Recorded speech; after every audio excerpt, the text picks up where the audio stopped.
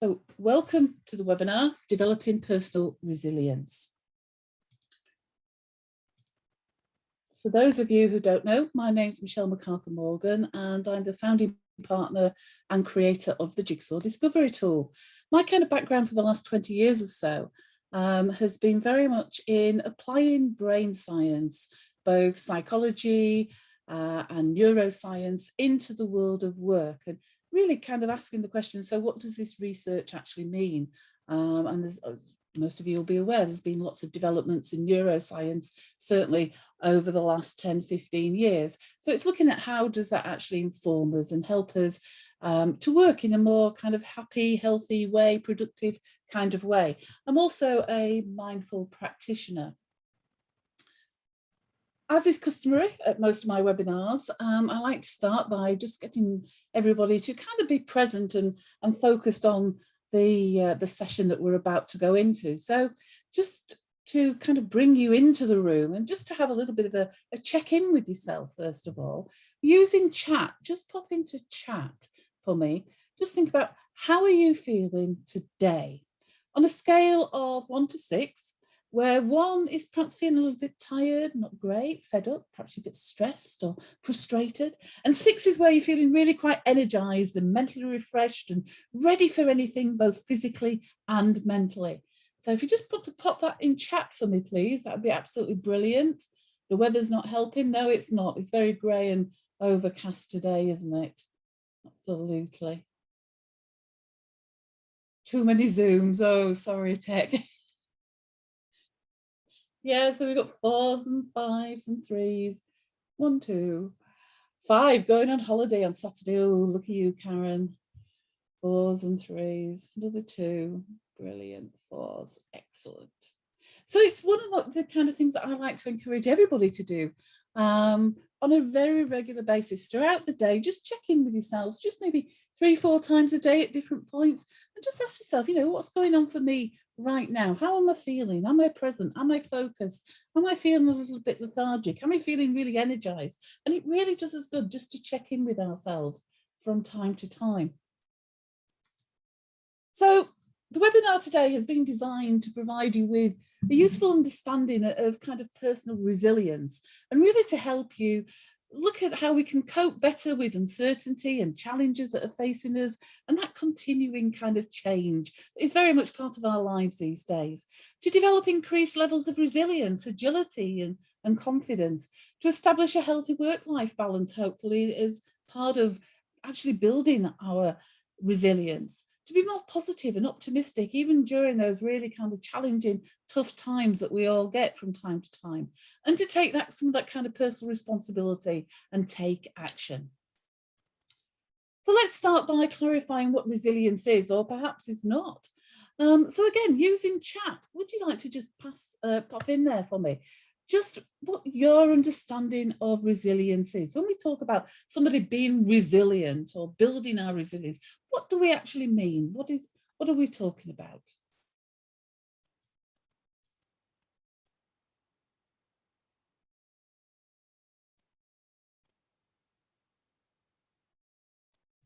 Yeah, bouncing back from difficulties, being able to cope effectively with what life throws at us, resisting stress, bouncing back, ability to recover.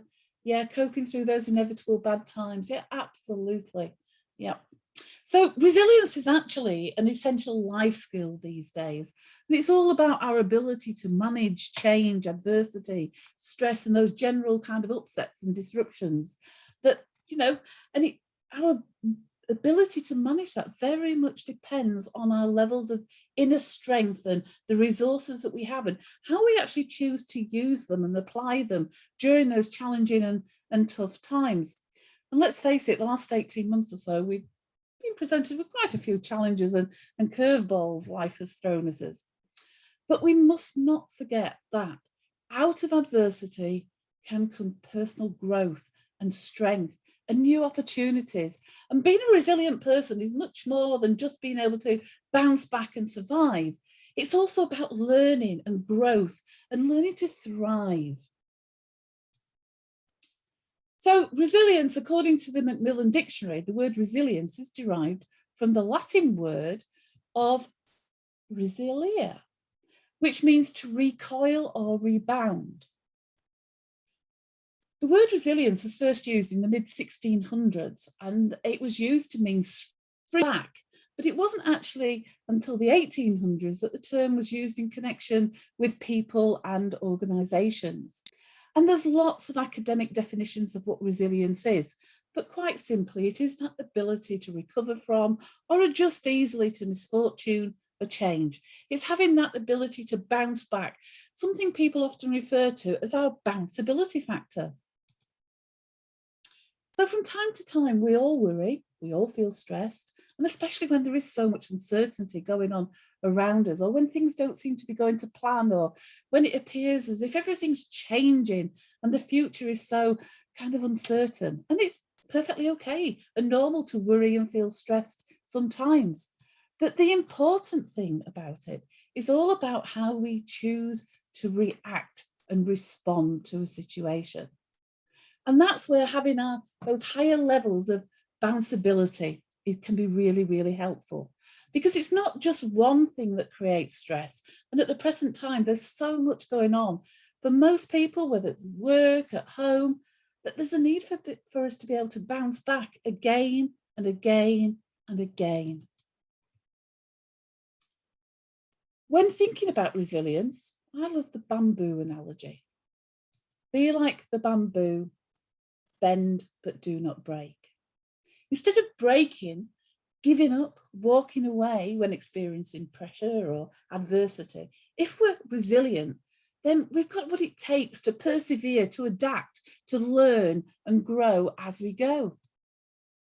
So I just want you to take a few minutes now and just think back over the previous 18 months. And think about all the pressures, the changes, the adversity that you personally have faced and overcome. And what are some of the things that you have learned that have helped you to develop and grow your resilience skills and grow as an individual? And if you feel comfortable enough to do so, pop some of those in chat if you could, that'd be great.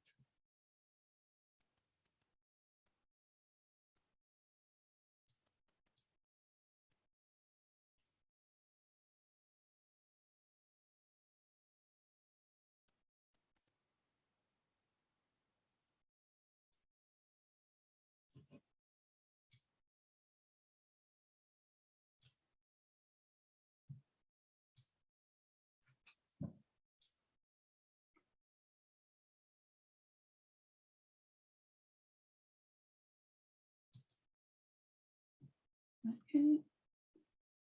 So fun. Important to be flexible and think of what you have rather than what you don't have. Yeah. Unhappy in your last job, so took action and got out, loving the new job. Yeah, there's opportunities. Had to be very creative and adaptable, thinking outside the box. Writing things down and sleeping on it never seemed so bad. Yeah, all some really, really great kind of techniques and strategies, focusing on positive things and remind yourself that the bad times won't last. Yeah, brilliant, absolutely. And thank you very much for sharing some of those things with us. So in this next section, I want to introduce you to what is known as the 3 pillars of resilience model. And this was actually developed by the Thrive Global organization. And the model was developed specifically for modern day living and focuses upon kind of essential skills for life in the 21st century. And those 3 kind of key skills, as identified by Thrive Global, struggle to say that, are accountability, agility, and attitude. So just going to take a moment just to look at each one of those. So responsibility or accountability. If you've attended some of the previous Behaviour Matters webinars, you'll have heard me speak on several occasions about the importance of taking responsibility, of being accountable. And when we are responsible, and when we take responsibility, then we're actually demonstrating accountability. Resilient individuals hold themselves accountable for their actions and the outcomes of the decisions that they make. When we take responsibility and hold ourselves accountable, we actually feel in control. We feel empowered, confident. And it's really important that we feel actually in control. especially in the face of all the uncertainty and challenges that are around us at the moment. And it can be really liberating knowing that you can create options and you can choose how to respond to situations. It's not just that we're not just puppets being controlled by circumstances, but we've actually got real options and choices which we are in control of. The second pillar was agility. And agility is a key skill in the world we live in today, where both speed and responsiveness are fundamental to both our personal and business survival. So being agile helps to build our bounceability as we're able to adjust and flex our behaviour and our emotional reactions to challenging situations. For those of you on the webinar today who are perhaps familiar with the jigsaw behavioural map, you'll know that we speak about the importance of being able to flex your behavioural preferences, navigate around your personal map.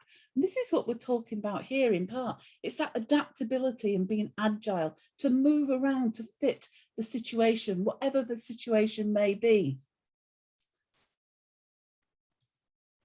The last pillar was attitude.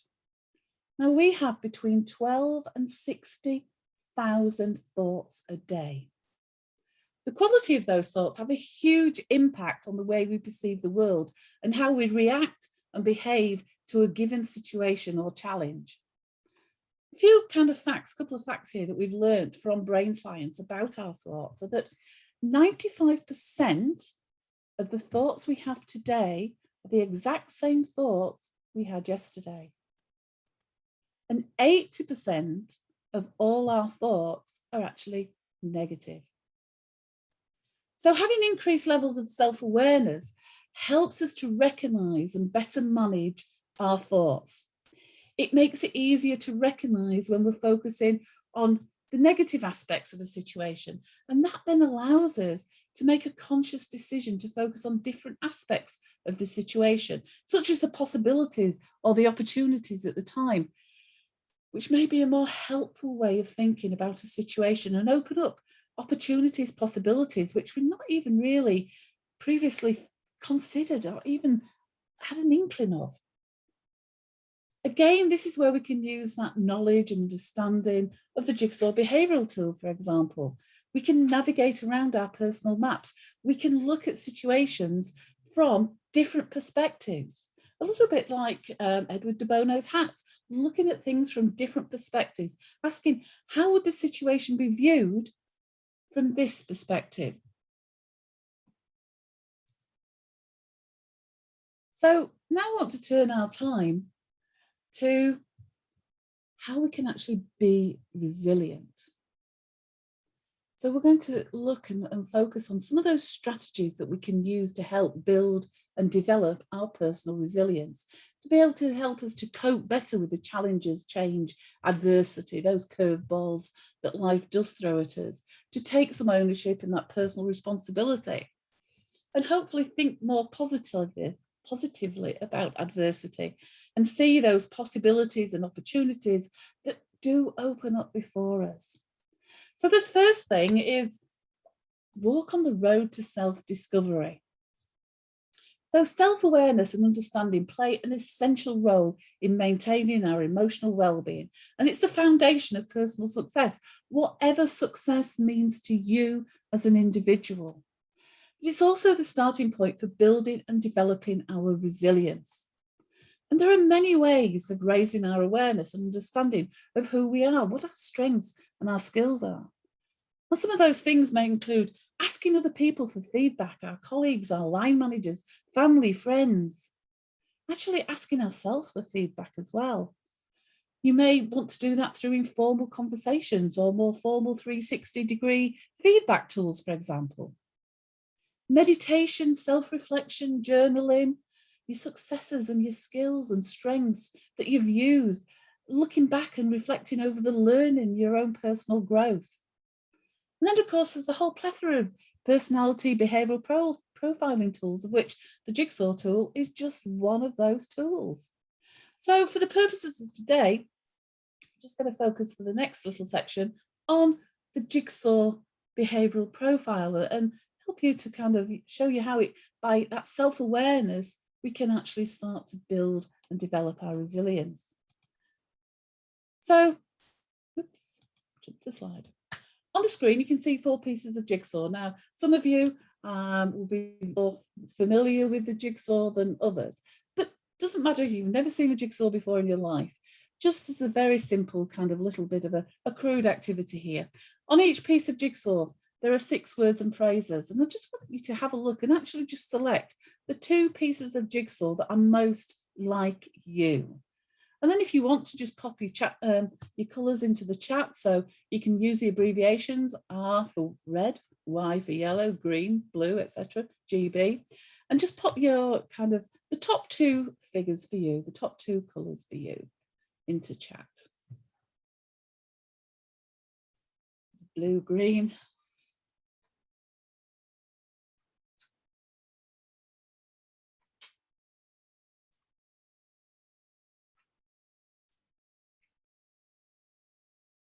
Yeah.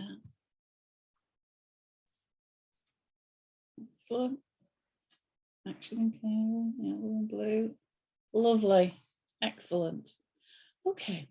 So now let's just take a brief look, and it really is just a kind of a brief look into how having these kind of increased levels of self-awareness can support us in the development of our personal resilience. So if we start with the red action orientated, somebody who has a high action red preference is naturally a very determined, focused, driven individual that will go all out to achieve and succeed. And when things don't go to plan for somebody that's a high score in red, they just find a way around the issue. So they're not so concerned about the how, so long as what they want to achieve is achieved. If something isn't working, they won't be overly concerned because they're confident in their abilities to find a way of achieving their goal. And if necessary, we'll just do a U-turn mid-course. So if we think back to the 3 pillars model with the action-orientated red, they take that responsibility for achieving their goal. They thrive on change. They let things go if they're not going to plan. So they're agile in their approach. They have a strong self-belief and confidence that they will attain the goal or the desired outcome, even against all odds, when the odds are stacked against them.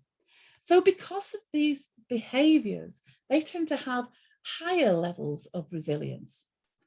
So, but the one thing they do have to be aware of, their blind spot, is their awareness of their emotions and feelings. So this could mean that the individual doesn't really factor in the toll on their emotional well-being and the self-care that they may actually neglect. They may neglect to look after themselves and suffer as a result, which could lead then to that chronic stress or exhaustion. So from an action red orientated person, investing time in self-care and easing off a little rather than being on full throttle continuously is one way that the action red could increase their levels of resilience. The creative yellow preference is naturally open to new ideas, seeks out opportunities, looks at creative ways of solving or overcoming a challenge. They're high energy, optimistic people who, if left to follow their instincts and gut feeling, can really perform at their best. They thrive on change. Now, again, think back to the 3 pillar model with regards to the creative yellow. They love things which are new and novel. They like to find new ways of doing things. They thrive on flexibility and adaptability. They're upbeat, they're optimistic, and they'll search out opportunities in any situation. So again, because of these behavioural preferences, creative yellow also has a naturally higher bounceability factor. However, again, they need to be aware of their blind spot, which could be around accountability and responsibility, because they often perceive being held responsible and accountable as a little bit restrictive and controlling. If a creative yellow is not actively involved in a situation, if they're not kept close to where the energy is, they will likely lose interest and walk away as they go in search of new stimulation and new opportunities. So creative yellers may further develop their levels of resilience, but perhaps by trying to be a little bit less impulsive sometimes, developing that ability to take control and ownership of their mind rather than working too much on autopilot. And that's something we'll discuss in a moment or two. So someone with a caring green style is a natural people person, directs their focus and attention on relationships and the needs and challenges of others. They're guided by their feelings and can become emotionally involved in a situation, taking on the problems and concerns of others. Conflict can be quite distressing to a caring green, and they'll try to avoid it if possible, taking steps to maintain a more harmonious kind of relationship and environment. They try to promote peace amongst colleagues, friends, family members, and kind of maintain the status quo. So individuals have a caring green style do have a natural tendency towards worrying. They are more prone to worrying about events and how those events will tend to affect other people, the other people involved. So if we think back to the three pillar model, the green caring, responsibility, yes, they take ownership and responsibility very seriously and are prone to actually taking on the responsibility for helping and supporting others. When it comes to agility, they have the capability of being agile and can often be observed adapting their behaviours to help or to benefit other people some way. Attitude, the positivity and optimism of the green caring style is very situation dependent and will be influenced by the situation or the adversity and how it's likely to affect other people. So, as with all the behavioural styles, the green caring also has a blind spot when it comes to resilience. And the green caring's blind spot is they have a tendency to overcommit themselves to other people and always put the needs of others first, helping, supporting others, very often at the expense of their own self-care. So again, some of the things that they could perhaps do, the green caring, to actually increase their levels of personal resilience is prioritize their own self-care above the needs of others sometimes. Detach themselves perhaps a little bit more emotionally from the worries and concerns of others. That's not saying don't have empathy for them, don't support and help, but just try not to become emotionally involved and attach themselves. And just revisiting their perspective of conflict and accepting that conflict can actually be healthy and lead to positive outcomes and learning. And again, we'll be talking more about that one. So the organised blue is a naturally detailed, disciplined, process-driven individual who thrives in a stable and structured environment.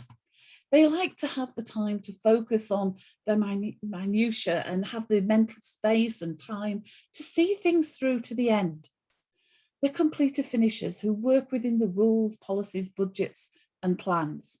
So in the terms of the three pillars of resilience, the organised blue takes responsibility very, very seriously and will hold themselves accountable for their actions. Agility, adaptability, and flexibility may be more challenging for the organised blue as they prefer that kind of certainty and structure, habits and routines. Of the four behavioural preferences, the organised blue is perceived often as being the least optimistic and positive. And this can be explained in part by their natural aversion to risk-taking and their need, a strong need for certainty and structure. The blind spot of the organised blue is their lack of being open to change and new ideas. So again, to help them develop their levels of resilience, then it's perhaps about starting to look at having increased levels of self-awareness and understanding, developing a curiosity mindset and being aware of the judgments that they're making, and then consciously going in search of possibilities and opportunities that may well start to emerge with a lot of the change and uncertainty that is around. So, as we said, the first step is understand your strengths. Having understood our strengths, the next step, and again, this is where our own self-awareness, and we do this a great deal with the jigsaw tool, is about understanding and identifying those personal challenges and stresses or the adversity that actually exists in our lives. And then having acknowledged our strengths and talents and the situations which require us to draw on our resilience skills, the next stage then is to think about how we can actually manage and use our strengths and talents that we already have to help us through those challenges, through that adversity. And we need to be confident in our abilities and really believe in ourselves. And we can do that if we know and understand more about our strengths and talents. So I want to share a little story with you now, a true story. I'm going to introduce you to one of my friends. And she was made redundant back in November 19. And she looked around at first, she looked around for similar roles, but nothing was out there at the time. Now, at this point, she had two choices.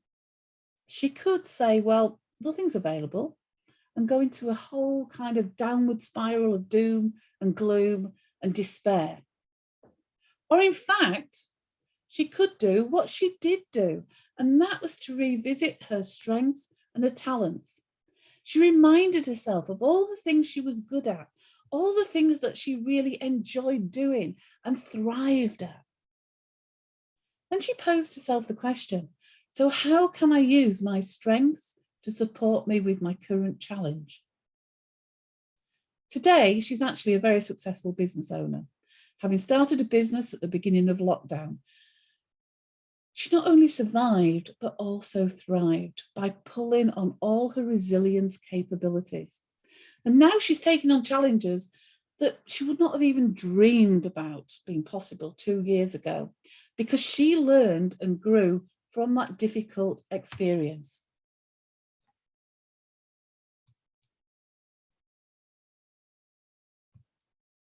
So what I'd like you to do now is just think about yourself and how your strengths help you to manage a challenging situation or adversity.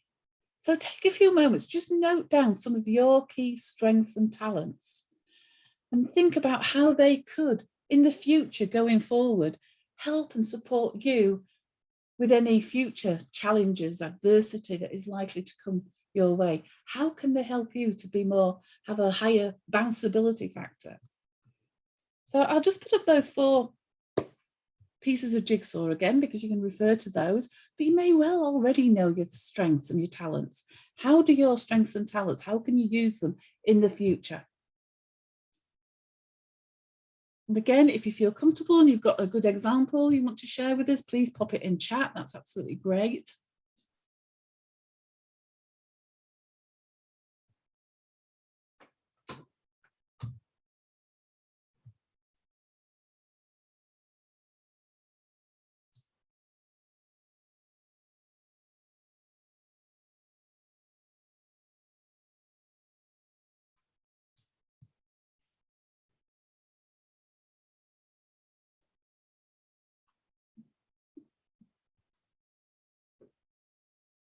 So hopefully just jotting down some of your strengths and your talents.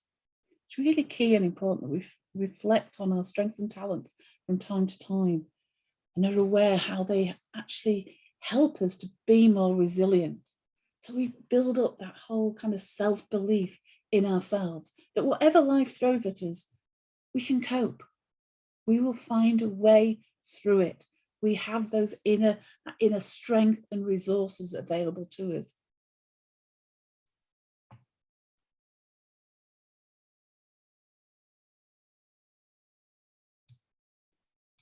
So we'll move on to the second strategy now, which is stay positive. One of the great benefits of positive thinking is that it can quieten down the fear and the irrational mind chatter that goes on by focusing our thoughts on something that is more calming. Thoughts are powerful triggers for emotions, and for every negative niggling doubt that you have, on the flip side, there will always be a more hopeful alternative. So when I move the slide on, what I just want you to do is just a knee-jerk kind of reaction, type straight away into chat what you see. Okay, so your immediate kind of response, capture that if you can. What do you actually see? What do you see? Stay. More full.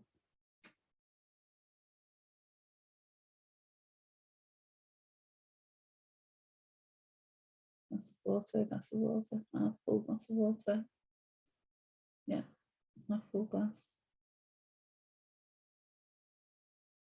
If I'm honest, half empty. Yeah, be honest, Simon. Yeah, absolutely. Half empty, but still happy with the water in it. It's not completely empty. Nice one, Alina.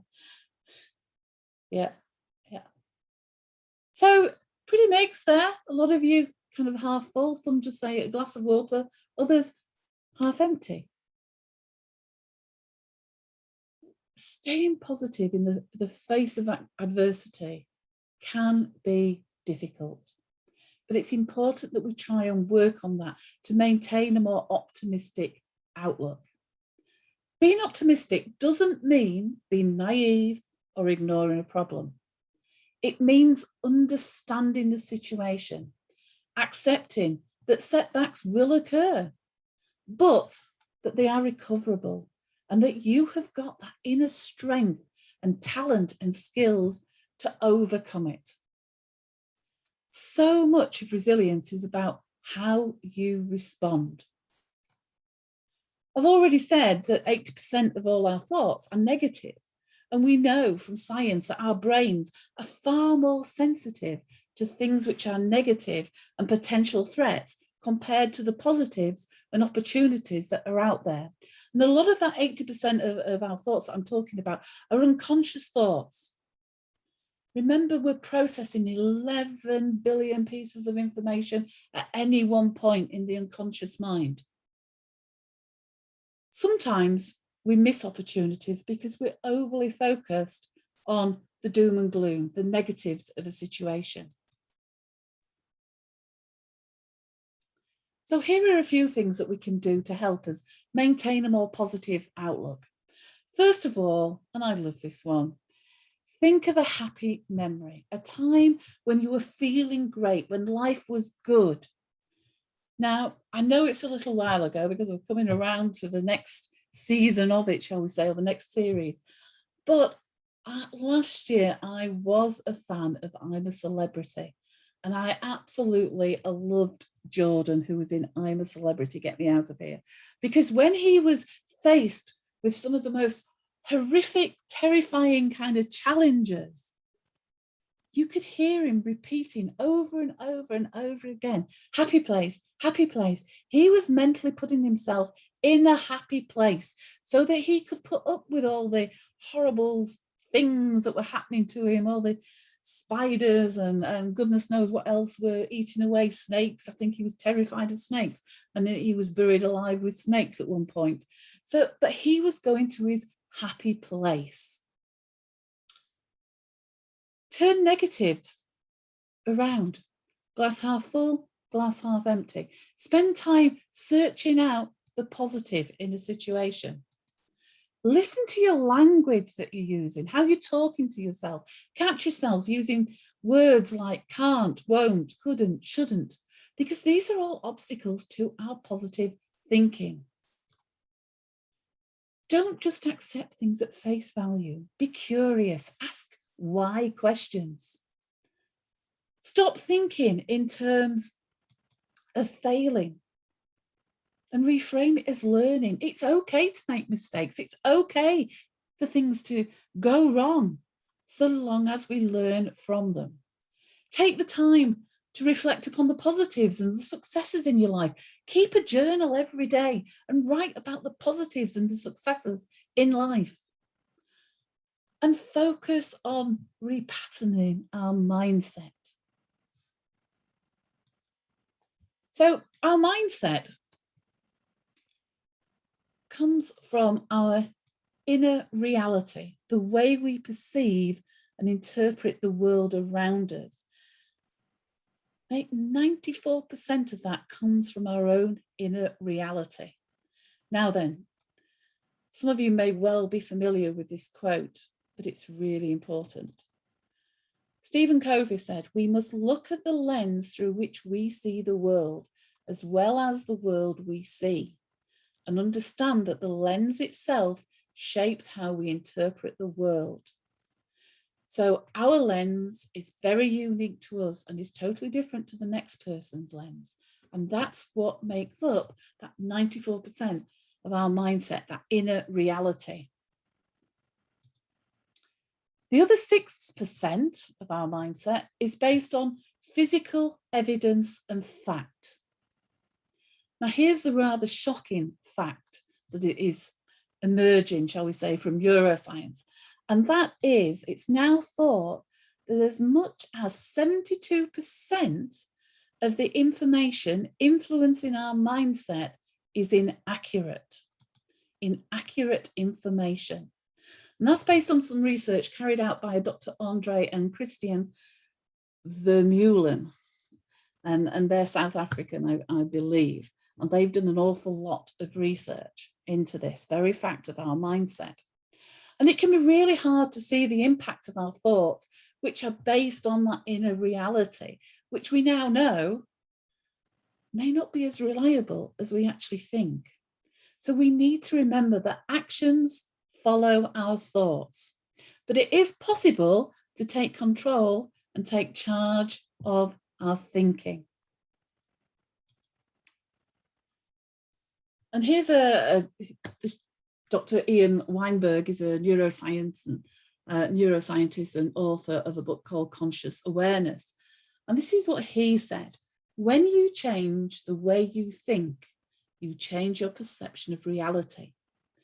When you change your perception of reality, you change your expectations. When you change your expectations, you change your attitude. When you change your attitude, you change your behavior. When you change your behavior, you change your performance.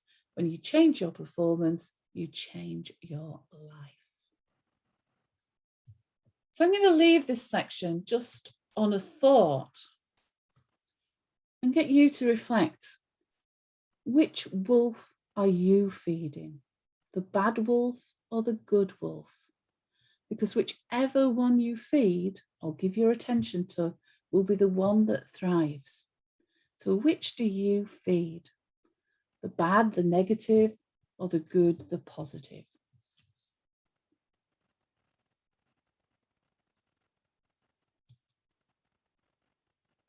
And thank you for that, Victoria. See, FAIL stands for the first attempt in learning. Yeah. So strategy 3, manage your emotions. Being emotionally aware and recognizing how we can potentially react in certain situations will help us to exercise more self-control. It also means that we'll be more aware of how your responses affect your behavior, affect other people. Bodhi Sanders, a wisdom warrior, reminds us, be smart, not impulsive. By that, he's referring to being in control of our minds rather than our minds being in control of us. 95% of the time, our brains are working on autopilot, which means that we react rather than respond. How often do you actually say or do something which later you regret? How often do you say something then later go, oh, I wish I hadn't said that, or I wish I hadn't done that? And that's a really great example of a time when your mind has been in control of you. So the question is, how do we actually take control of our mind and allow ourselves to choose rather than just react on impulse and our minds actually take control? When you're facing a challenging or stressful situation, your emotional brain, which takes control of your fight and flight survival instinct, kicks in and takes control of your mind. Your rational, logical, cognitive mind stops working as it becomes overwhelmed with the emotional reaction. And your mind has been what we call hijacked by your emotions. It's referred to as an amygdala hijack.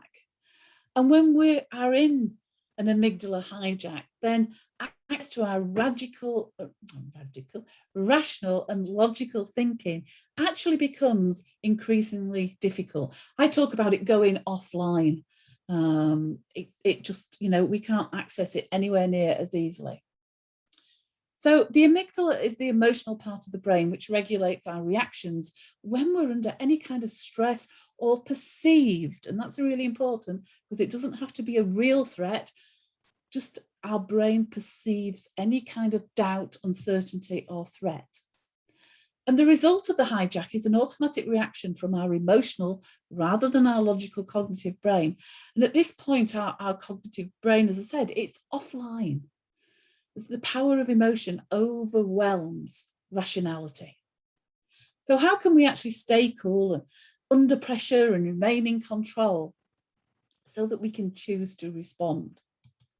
Well, one of the simplest, but not necessarily the easiest ways of intercepting the reaction is to step back and take a few deep breaths. By taking a few deep breaths, we're calming down our internal state, which signals safety to our amygdala and allows the rational and logical brain to come back online. And that in turn then allows us to take back control and make an informed choice rather than just that automated, impulsive reaction. And we could talk a lot more about that. It's not just about taking a few deep breaths, but that is certainly something that will help because it starts to help to calm down our amygdala. So strategy 4 is about change for the better. You may not be able to be in control of change. You might not be able to change your circumstances that you find yourself in, but you can absolutely change your perception and attitude to the situation. If we take my friend that I spoke about earlier as an example, when she got made redundant, she could have allowed herself to go into that whole downward spiral, negative thinking to take over, to tell herself that it was outside of her control. And if she applied for a job and didn't get it, what could she do about it? Or if there weren't any suitable jobs around, well, again, what could she do? So we can see how easy it is to start feeling overwhelmed and not in control. And that then leads to fear and anxiety. From a brain perspective, change and the unknown is very scary. And it leads to that emotional overwhelm, that amygdala hijack, possibly that I've just spoken about. And we know that makes it harder then for us to think logically. But if we can look at the flip side of change and instead of being fearful, looking at what some of the opportunities it presents, seeing it as something which is good. Some people may be overwhelmed by abrupt changes, but highly resilient people are able to embrace change, seeing that opportunity, believing their ability and adapting and using all of their energy to focus on the things they can do rather than the things they cannot do. A leadership guru, again, many of you will be aware of, Stephen Covey, wrote the 7 Habits of Highly Effective People. And in this book, he talks about the circle of concern and the circle of influence. In the diagram A, the ratio, the size of the circle of influence is only tiny in comparison to the circle of concern. And this is how many people feel when faced with change or adversity. But in diagram B, we can see that the circle of influence has grown considerably as the individuals started to look at those opportunities, the possibilities, and started to feel more in control and started to focus their influence on the things that they can do. So referring back to my friend, when she was first made redundant, at first she was very definitely would have put herself in diagram A.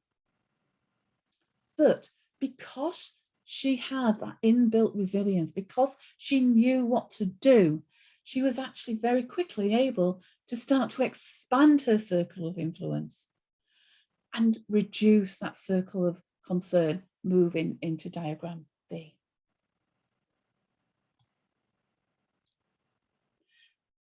Strategy 5, cope well with conflict.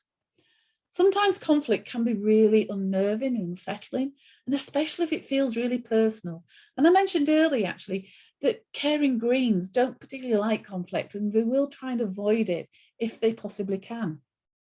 However, conflict doesn't have to be a bad thing. It can be healthy and can have some really positive outcomes. We've all got different personalities, behavioural preferences, different values, beliefs, which make having differing opinions and ways of doing things inevitable.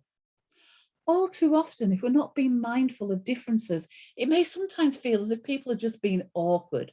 They're deliberately going out of their way to do things that wind us up, that frustrate us, when in actual fact, they're just being their natural self.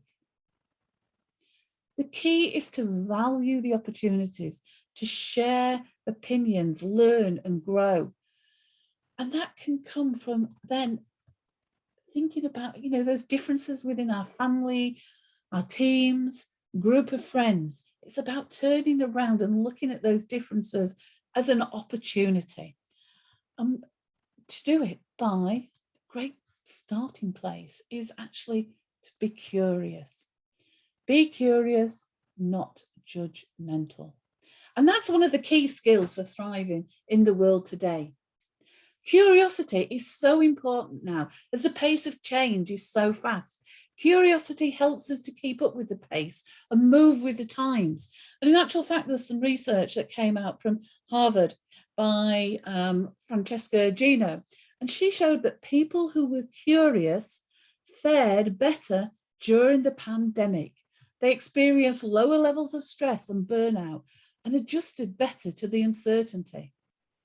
So instead of avoiding conflict, let's start and be more curious about conflict. Let's embrace conflict. Let's actually be curious about those differences, ask questions, and see the differences as a source of learning and possibilities. Strategy 6, take care of yourself. When you're feeling traumatized, stressed, upset, under pressure, very often we forget about our self-care regimes. And I'm not going to spend a long time here. We all know that we should sleep well. We know the things that we need to do to get a good night's sleep. We know what we should be eating. We know we should be drinking lots of water and hydrating, taking exercise. But the key to it all here is please, please, please, above all else, be kind to yourself. The hardest person usually is ourselves. We lack compassion for ourselves. We tend to be very much more compassionate towards other people. But when it comes to us, an awful lot of people are not understanding and compassionate towards themselves. So take some time to invest in yourself. Put yourself at the top of your priority list instead of at the bottom, if you even feature at all. Make positive connections is strategy 7. Think about the people in your world who could offer you support. And it's really best to have a whole variety of people. Some people who will give you that TLC, who will sit and listen to you when you need that. Other people who are more action orientated and help you work through things and work things out. So think about all the people around you, friends, family, colleagues, perhaps your HR department, listening, counselling communities, your GP, internet groups, religious groups. The list goes on and on and on. But it's really important to have a network of trusted people that you can confide in. And sometimes while simply talking isn't necessarily going to resolve the situation, just to share how you're feeling and perhaps even get some feedback and come up with possible options, possibly, is absolutely wonderful. And sometimes just listening to other people's experience as well can be really useful to you to hear about how other people in your trusted network have overcome challenges and adversity themselves. So make those positive connections, build up a strong network. Have a personal mantra for your life. As Winston Churchill once said, if you are going through hell, keep going. There's a lot to be said for picking yourself up and carrying on, but we have to be careful. It's not at the expense of that self-care. As I mentioned earlier, self-care is a must if you want to develop higher levels of resilience. I recall as a young child, my parents had a copy of the Don't Quit poem on the bathroom wall. And as I've gone through life, I always have a copy close by. And today, as I'm speaking to you, sitting at the side of me on my windowsill is a copy of the Don't Quit poem. Whenever I feel overwhelmed with life's challenges, I turn to that poem. I spend a few minutes just reading through the words, reflecting upon the words. So think about, what is your personal mantra in life?